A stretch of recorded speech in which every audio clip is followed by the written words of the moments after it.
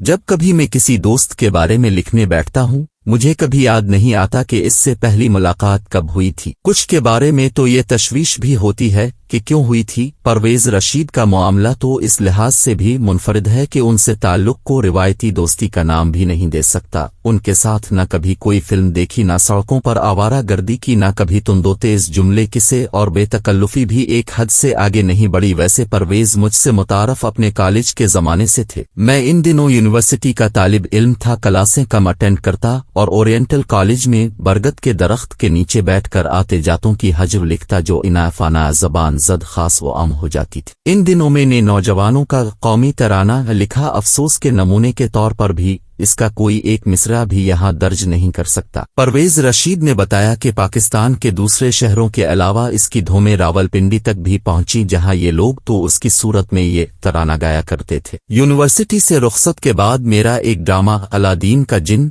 के उन्वान से पीटीवी से चला, जो परवेज रशीद ने रावलपिंडी में अपने दोस्तों के साथ बैठकर देखा, और वो बताते हैं कि इसका तस्सुर आज तक उनके ज़हन में कायम व दायम है। फिर यूं हुआ कि बाई बाजू का ये अथरा नौजवान मियां नवाज शरीफ के करीब आया और उनकी सियासत और शख्सियत से मुतासिर हुआ। अल्लाह जाने मुझे ये बात कहनी चाहिए कि नहीं कि बाई बाजू के इस दानिश्वर ने मियां साहिब की शख्सियत पर भी बहुत मुस्बत असरात छोड़े। वो दिन और आज का दिन परवेज रशीद हर मुश्किल वक्त में मियां साहिब के साथ रहे और बहुत तकलीफें भी उठाईं। मैं परवेज रशीद की जुल्फों का असीर उनकी साफ सुथरी सियासत के हवाले से हुआ। वो बहुत अहम वजारतों से मुंसलिक रहे और उनके दामन पर करप्शन का कोई हल्का सा दाग भी मौजूद नहीं।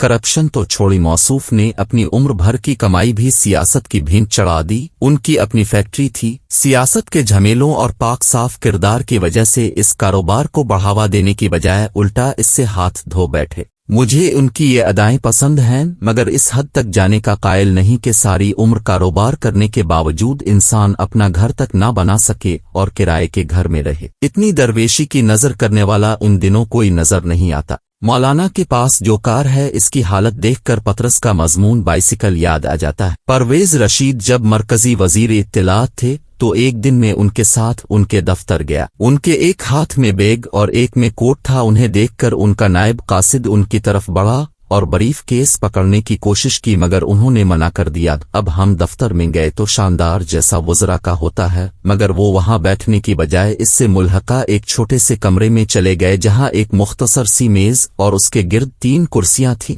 हम वहां बैठकर गुपशिप करते रहे। मैंने पूछा, आप अपने दफ्तर में क्यों नहीं बैठे? बोले, मैं वहां क्यों बैठूं जहां मैंने हमेशा नहीं बैठना। यहाँ बैठा हूँ जहाँ वजारत के बाद भी बैठ सकता हूँ। मौसूफ अपने मुलाजिमों से अपने जूते पॉलिश नहीं कराते कि उसे शर्फ़ इंसानियत के मुनाफी समझते हैं कि कोई इंसान किसी दूसरे के जूते पॉलिश करे। चुनांचे पहले भी और आज भी वो अपने सारे काम खुद अंजाम देते हैं। ईमानदारी की भी एक हद होती है, मगर इस हद तक जाने की क्या जरूरत है कि जब मैं पीटीवी का चेयरमैन था, उनकी अहलिया यानी हमारी भाभी कभी कभार मुझे फोन करती कि उनके एक मुलाजिम या किसी गरीब जानने वाले के बेटे को पीटीवी में ड्राइवर या नायब कासिद लगवा दें, क्योंकि परवेज रशीद की उसूल बंदी इस रस्ते में भी रुकावट का बाइस बनती थी। और मेरा प्रॉब्लम ये था कि मैं किसी को मुलाजिम नहीं रख सकता था, क्योंकि मैं SIG नेटिव RY नहीं था इस किस्म के, बल्कि हर किस्म के इख्तियारात सिर्फ MD के पास थे। और यूं मैं अपनी भाभी से बवजह शर्म बात करने से झिझकता था। परवेज रशीद को जब हिजरत करके लंदन जाना पड़ा तो अपना पेट पालने के लिए ग्रोसरी की एक शॉप पर हिसाब किताब लिखने की मुलाजमत करते रहे। परवेज रशीद की गुफ्तगू बहुत नपी तली होती है। वो महफिल में कम बोलते हैं, मगर जब बोलते हैं तो फिर किसी दूसरे के बोलने की गुंजाइश कम ही रहती। मैंने तहरीक पाकिस्तान के जयद रहनुमा और साहिब तर्ज शायर मौलाना हसरत मोहनी की जिंदगी का मुताला किया है। मौलाना सख्त मजहबी थे, इस हद तक कि मेरे वालिद मरहूम मौलाना बहाल हक कासिमी ने अंग्रेज के जमाने में उनके साथ जेल काटी है, और अब्बाजी के बकौल वो जेल में भी 11वीं का खत्म दिलाते थे और दूसरी तरफ पक्के बाई बाजू के नजरियात रखते थे। परवेज रशीद मुझे नजरियाती तौर पर मौलाना के मानवी शागिर्द भी लगते हैं। किसी शहर में मुस्लिम लीग का एक बड़ा जलसा था, मौलाना ने इसमें शिरकत करना थी। मौलाना 3rd क्लास के डब्बे में सफर करते थे। वो स्टेशन पर उतरे, मोटे शीशों की ऐनक, बिखरी हुई दाढ़ी और बगल में बोर या बिस्तर दबाए ट्रेन से उतरे और जलसागाह की जानिब चल दिए। रस्ते में भूख लगी। एक तंदूर पर मजदूर चौकियों पर बैठे खाना खा रहे थे। मौलाना भी उनके साथ बैठ गए। दूसरी तरफ पूरा शहर मौलाना के इस्तकबाल के लिए रेलवे स्टेशन पहुंचा हुआ था। वो फर्स्ट क्लास के डब्बे में उन्हें तलाश करते रहे, जब ना मिले तो सब ने वापसी की रैली। इनमें से चंद लोगों की नजर तंदूर पर बैठे मौलाना पर पड़ी। वो उनके पास आए और कहा, हजरत आप यहाँ। आपके इस्तकबाल को पूरा शहर स्टेशन पहुंचा हुआ था। ये सुनकर मौलाना ने मासूमियत से कहा, हाँ भाई, मैंने भी बहुत रश देखा था। मैं समझा कि कोई बड़ा आदमी आ रहा है। मैं उठकर उधर आ गया। भूख लगी तो खाना खाने बैठ गया।